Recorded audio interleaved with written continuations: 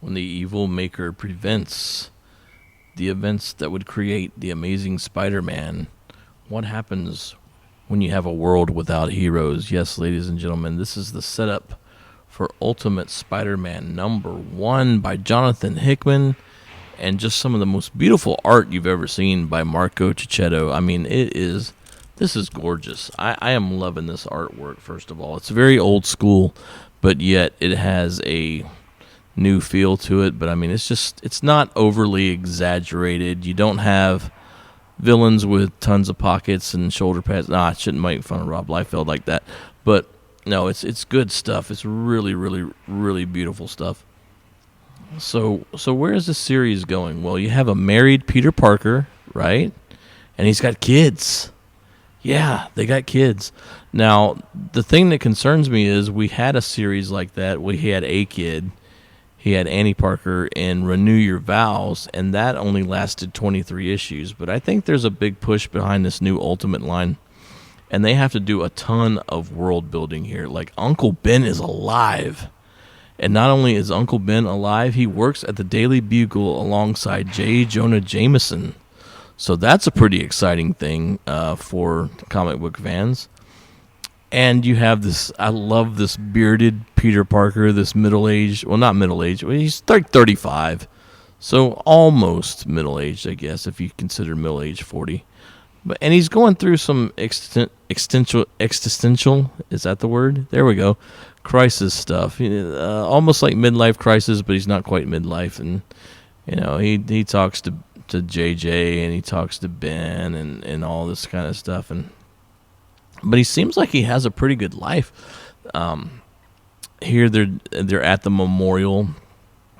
There was a thing that happened in Ultimate Invasion where the Maker made an attack on New York and blamed it on Tony Stark. So Tony Stark, meanwhile, there's a lot of setup. And they explain this later in the issue. You don't really have to read Ultimate Invasion, but what happened was there was a terrorist attack and a lot of people died in New York, and Tony Stark got blamed for it. So Tony Stark jumped 6 months into the future, and this will be a factor later as he tries to revive the heroes, because the Maker is trying to remake this Ultimate Universe, and he doesn't want any heroes there to interfere with his plan. So, like I say, you see Mary Jane there by Peter's side. It's nice to see.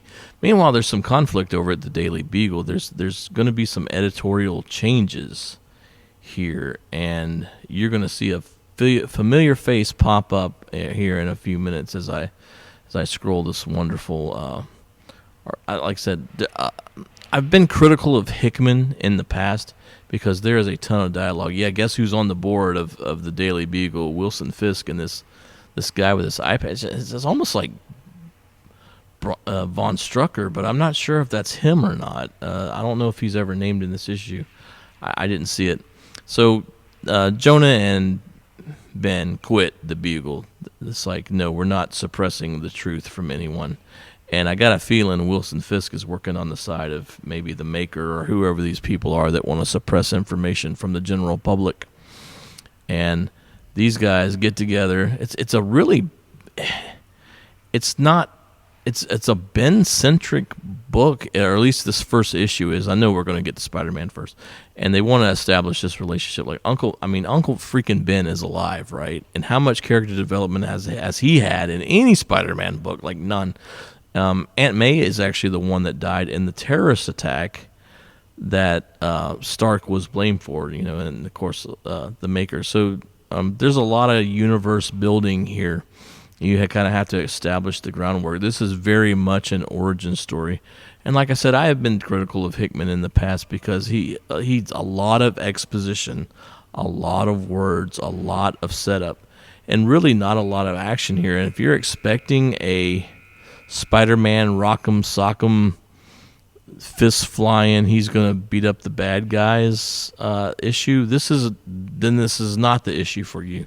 But it really sets up a Peter Parker that we've never seen before. It really does a good job as kind of a love letter to Peter Parker and his life and what Spider-Man is all about.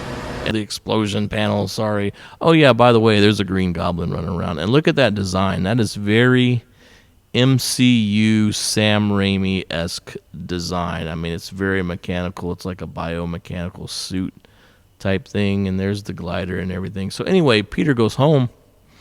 And God, it's good to see Mary Jane looking good. And what I mean by looking good, I'm not trying to be a pervert or anything, but I mean, like, seriously, like, she's well drawn here.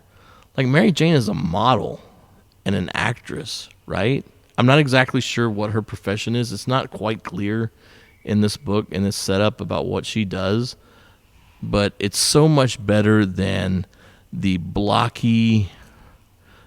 I just hate to say it. John Romita Jr. is not a good artist. He's not his old man.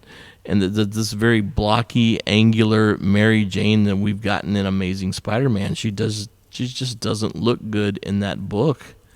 And even the guest artists mess her up so bad. It just, here you got, I mean, she looks like almost angelic. And she's Spider-Man's muse. I mean, they established this relationship over the course of years.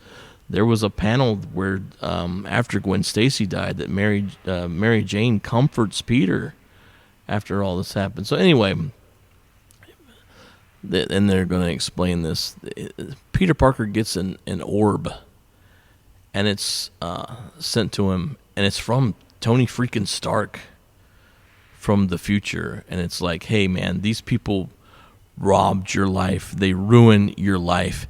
You're supposed to be so much more. And that was the gnawing feeling that Peter had, and that's what why he was having this crisis in this book, because he listened to Stark's message and he's pondering this whole thing over, and is like, what should I do? And now it's like, hey, man, I've got the support of Uncle Ben. I've got the support of Mary Jane. I'm meant for something greater. I know this. I love how Mary Jane said, "Go get him, Tiger." That's just a classic throwback to old Spider-Man stories. That made you stand up and cheer when she said that.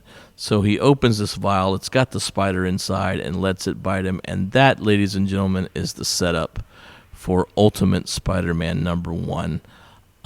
I'm excited to see what they're going to do with this series. Spider-Man has a tragic story, and it is Marvel, and you never know what kind of shenanigans they're going to pull. But if they've let Hickman control his own narrative here, I have confidence that, and this thing's sold out everywhere, I have confidence that they can pull off a very good Spider-Man story, a Spider-Man like we've never seen before, and a Spider-Man for a new generation, much like Brian Michael Bendis did with his version of Ultimate Spider-Man. Anyway, that's my review. Good stuff so far. Let's keep following it and see where it goes. And Marvel's got a hit on its hands, so let's see what happens. Take care, everybody. Have a great day. Be good to each other. Bye-bye.